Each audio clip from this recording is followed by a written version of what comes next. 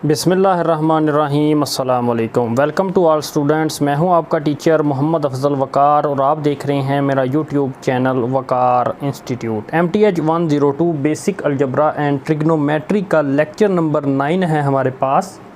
Lecture number 9 जो है वो यहाँ से हम स्टार्ट कर रहे हैं और हमारे पास है एचुलन फॉर्म और उसके बाद है रिड्यूस एचुलन फॉर्म और देन है हमारे पास ऑगमेंटेड मैट्रिक्स क्या होता है।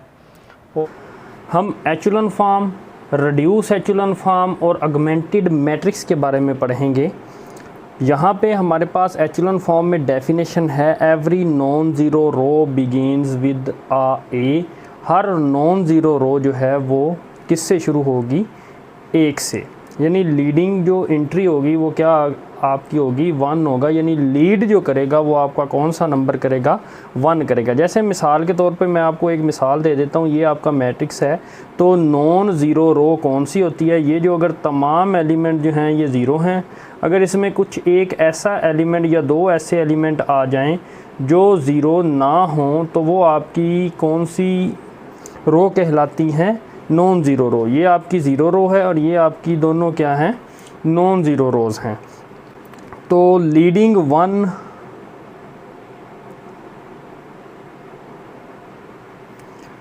नेक्स्ट हमारे पास है every leading 1 in a lower row is further to the right of leading 1 above it. तो इसका क्या मतलब है? तो सबसे पहले आपको लीडिंग 1 का मतलब समझना पड़ेगा। ये लीडिंग 1 से क्या मुराद है? लीडिंग 1 से ये मुराद है कि कोई भी आपका एक नंबर जो है वो लीड करेगा, जो लीडिंग 1, तो लीडिंग एंट्री वो 1 भी हो सकती है, वो कोई भी हो सकती है। बाद किताबों में 1 लिखी गई है, बाद किताबों में कोई भी नंबर लिखा गया। जैसे मैं आपको मिसाल देता हूँ कि अगर हम इस रो की बात करें तो इसमें लीडिंग जो 1 है या लीडिंग एंट्री है वो आपकी क्या है? 2 है। इधर लीडिंग एंट्री है वो 1 है और इधर लीडिंग एंट्री इस रो में क्या है? 5/2 है। यानी ज़ीरो जो है वो लीडिंग एंट्री में शामिल नहीं होते। वो कहता है एवरी लीडिंग 1, इसमें ये लीडिंग 1 है, इसमें ये लीडिंग 1 है और इसमें ये लीडिंग 1 है। इन आ लो रो, निचली रो में, further to the right of the leading 1, तो वो राइट साइड पे होगा। यानी आप देखते हैं ये जो 1 है ये राइट साइड पे है 2 के और ये 5/2 भी राइट साइड पे है वो किसके? 1 के। तो यानी लीडिंग जो 1 है वो इन आ लो रो, नीचे वाली रो में, further to the right of the leading 1, तो वो राइट पे होगा अबव इट के, जो आपके ऊपर लीडिंग 1 है उससे राइट पे होगा। नेक्स्ट हमारे पास थर्ड है if there are zero row there are at the end of the matrix. अगर कोई ज़ीरो रो है, जैसे ये ज़ीरो रो है, तो वो आपके कहाँ पे होगी? वो लास्ट पे होगी एचुलन फॉर्म में। यानी ये आपकी एचुलन फॉर्म नहीं है और ये जो है आपके एचुलन फॉर्म की तीनों जो है वो जो आपकी एक्सियम्स हैं उनको सेटिस्फाई करती हैं। तो मैं आपको यहाँ पे एक और सिंपल बात बताता चलूँ कि आपने डायगोनल लेना है और डायगोनल के जो नीचे वाली अगर एंट्रीज़ तमाम ज़ीरो हों तो आपने उसको कह देना ये एचुलन फॉर्म है। बस एक सादा सी एक मिसाल है, तो वो क्या होगा? आपका एचुलन फॉर्म होगी। नेक्स्ट है हमारे पास reduce echelon form. Reduce echelon फॉर्म में क्या है? Every other entry in a column containing a leading 1 is zero. तो वो ये कह रहा है कि एक तो बात ये है कि जो लीडिंग एंट्री है वो रिड्यूस एचुलन फॉर्म में मस्ट होनी चाहिए 1। ये मैं आपको, ये तीनों कंडीशन भी सेटिस्फाई होनी चाहिए। और एक ये कि लीडिंग एंट्री के जो कॉलम में सिर्फ लीडिंग एंट्री जो है वो नॉन ज़ीरो होनी चाहिए, यानी 1 होनी चाहिए, और बाकी जो है वो ये लीडिंग 1, ये लीडिंग 1 और ये लीडिंग 1। तो आप देख सकते हैं इस कॉलम में सिर्फ ये ही नॉन ज़ीरो है, बाकी दोनों एलिमेंट्स ज़ीरो हैं। इसमें सिर्फ यही 1 है, बाकी दोनों जो हैं वो क्या हैं? ज़ीरो हैं। इसमें सिर्फ यही 1 है और बाकी दोनों एलिमेंट्स क्या हैं? कॉलम में ज़ीरो हैं। तो ये आपकी कौन सी एग्जांपल है? In simple words, reduce echelon form. Augmented matrix क्या होता है? ऑगमेंटेड मैट्रिक्स को हम ऐसे डिनोट करते हैं AB given a system AX is equal to B। जैसे ये लिखा हुआ आपके पास ये सिस्टम है AX is equal to B। ये पूरा जो मैंने सर्कल करने लगा हूँ। We can form the augmented matrix AB by attaching a additional column at the end of the matrix A with entries from matrix B। जो आपका A मैट्रिक्स है वो क्या होगा आपका? वो होगा 1 2 1 2 2, यहाँ पे Z नहीं है 0, 3 5 एंड 4 तो ये आपका ए मैट्रिक्स है और इसके साथ आपने ये एडिशनल 1 to 1 जो कॉलम आप ऐड करेंगे तो ये आपका पूरा क्या बन जाएगा, ऑगमेंटेड मैट्रिक्स ए बी। तो ये आपका क्या है, ऑगमेंटेड मैट्रिक्स है। Method for finding solution of equations के ये जो ऑपरेशंस हैं, ये कौन कौन से ऑपरेशन परफॉर्म्स होने हैं वो मैं आपको एलिमेंट्री ऑपरेशन में बता देता हूँ। हम क्या करते हैं, multiply an equation by a non zero constant. हम मल्टीप्लाई करते हैं by a non zero constant के साथ, किसी भी नॉन ज़ीरो कांस्टेंट के साथ इक्वेशन को हम कर सकते हैं। Add a multiply of one equation to another equation, हम ऐड कर सकते हैं एक इक्वेशन को दूसरी इक्वेशन के साथ।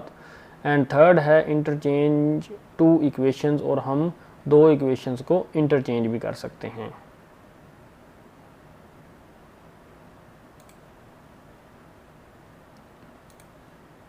अब हम अपनी ये एग्जांपल जो है ये बोर्ड के ऊपर सॉल्व करते हैं।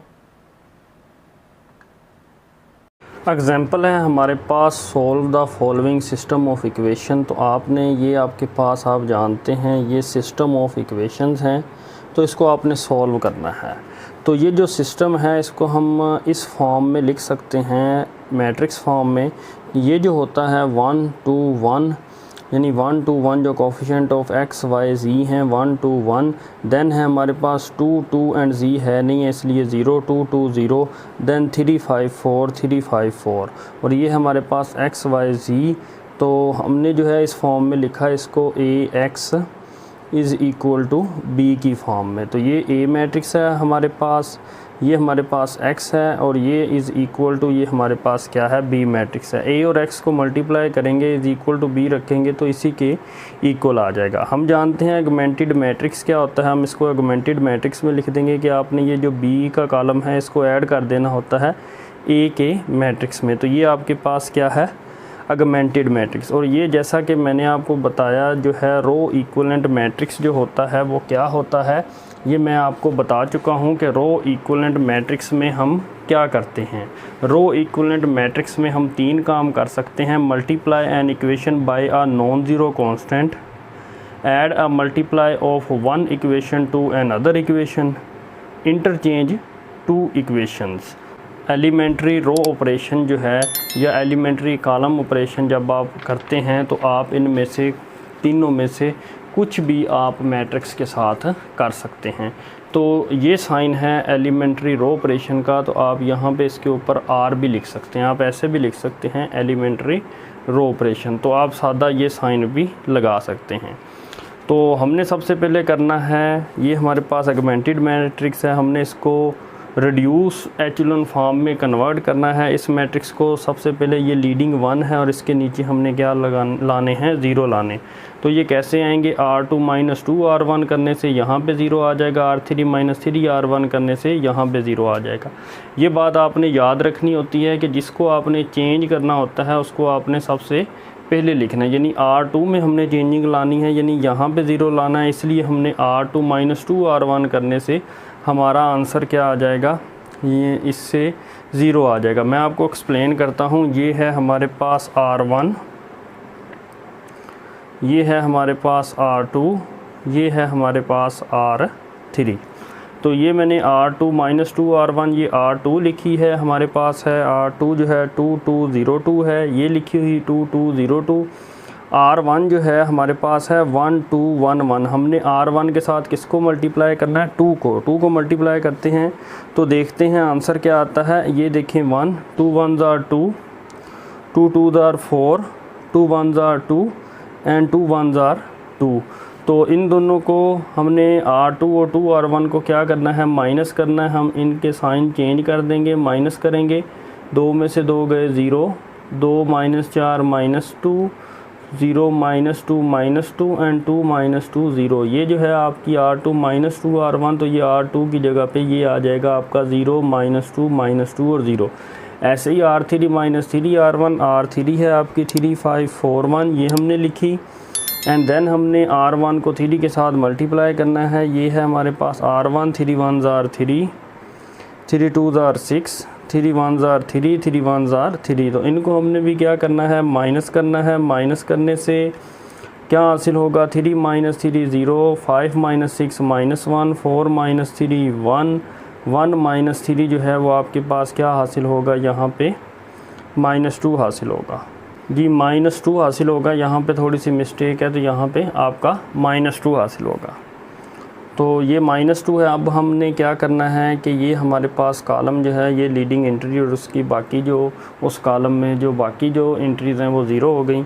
तो अब हमने यहाँ पे क्या लाना है, वो 1 लाना है यहाँ पे।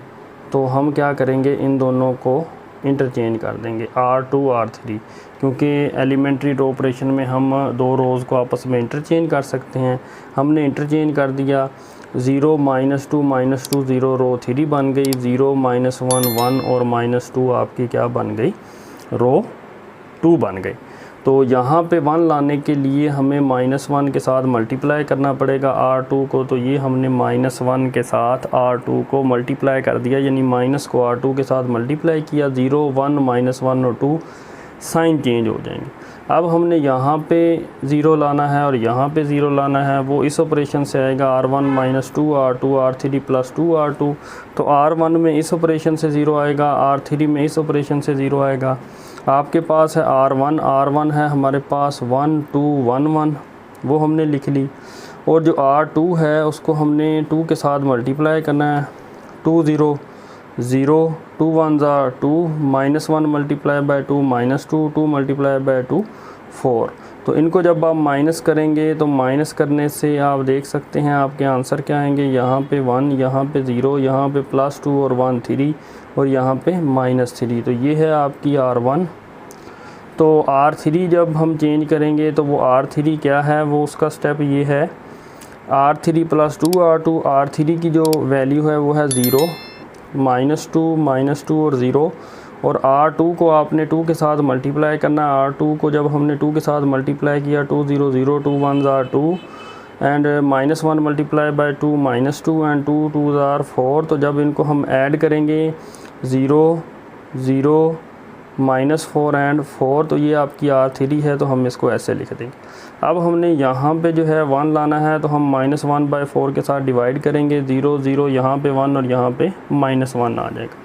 लास्ट हमारे पास है कि हमने इस लीडिंग 1 के ऊपर जो है वो तमाम एंट्री 0 लानी है, यानी R1 में और R2 में। तो R1 में जब हमने लगानी है तो ऑपरेशन क्या अप्लाई करेंगे, R1 -3 R3, और जब R2 में लानी है तो R2 + R3। अब हम देखते हैं R1 है हमारे पास 1 0 3 -3, और R3 के साथ आपने 3 को मल्टीप्लाई करना है। तो 3 0 0 3 0 0 3 1 3 -1 मल्टीप्लाई बाय 3 -3। तो आपने इनको क्या करना था, सब्ट्रैक्ट करना था। सब्ट्रैक्ट करते हैं इनको, तो यहाँ पे 1, यहाँ पे 0, यहाँ पे 0 और यहाँ पे भी 0। तो आपकी ये जो है R1 आ जाएगी। देन है हमारे पास R2 + R3। R2 है हमारे पास 0 1 -1 2, ये लिखी।